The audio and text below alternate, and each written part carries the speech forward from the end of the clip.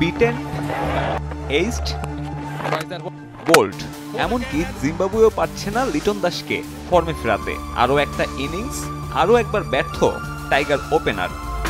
প্রথম 3 ম্যাচে 43 বলে লিটনের মোট রান 36। স্ট্রাইক রেটের আলোচনা তো আছেই, একজন ওপেনারের 12 গড়, তাও এমন প্রতিপক্ষের বিপক্ষে যা প্রশ্ন তুলবে একাদশে সুযোগ পাওয়া নিয়েও। তবে লিটনের ব্যাটিং পারফরমেন্স ছাপিয়ে তার আউট হওয়ার ধরন বেশি দুশ্চিন্তার। সতীর্থ কিংবা টিম ম্যানেজমেন্ট আগলে রাখলেও 22 গজে লিটন আসলে কি করতে চাচ্ছেন সেটা হয়তো এই ক্রিকেটার নিজেও জানেন না। সব ফরম্যাট মিলিয়ে আউট অফ ফর্ম লিটন, সম্ভবত আউট অফ কনসেন্ট্রেশনও। দল এখনও আস্থা রাখতে চাইছে দলের সবচেয়ে সেরা টি-20 ব্যাটারের ওপর। তবে বাস্তবতা বলছে বিশ্বকাপের যখন বাকি মাসখানেক, তখন হয়তো লিটন নিজেই বাধ্য করছে টিম ম্যানেজমেন্টকে বিকল্প ভাবতে। জিম্বাবুয়ের বিপক্ষে শেষ 2 ম্যাচে তার জায়গা হারানোর সম্ভাবনা অনেকটাই তীব্র। সৌম্য ফিরলে আবারও হয়তো অনির্দিষ্টকালের জন্য বিরতিতে যাবেন এই ওপেনার।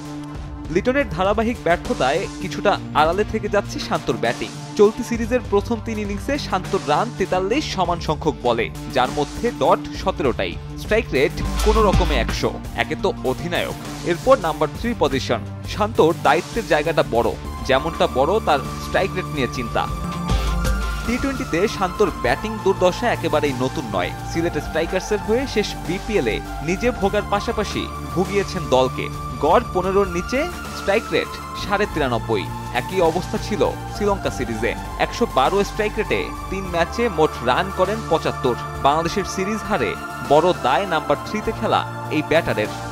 টপ অর্ডারের সবচেয়ে এক্সপেরিয়েন্সড 2 ব্যাটারের এমন ফর্ম স্বাভাবিকভাবেই যে কোনো বড় ইভেন্টে ব্যাকফুটে ঠেলে দেয় যে কোনো দলকে। 2023 বিশ্বকাপ যার সবশেষ উদাহরণ। গোটা টুর্নামেন্ট জুড়ে বাংলাদেশকে তাড়িয়ে বেড়ায় আর্লি ব্রেক থ্রু। দরজায় যখন কড়া নাড়ছে আরও একটি বিশ্বকাপ, তখন সেই পুরনো জুজু আবারও টাইগার শিবিরে।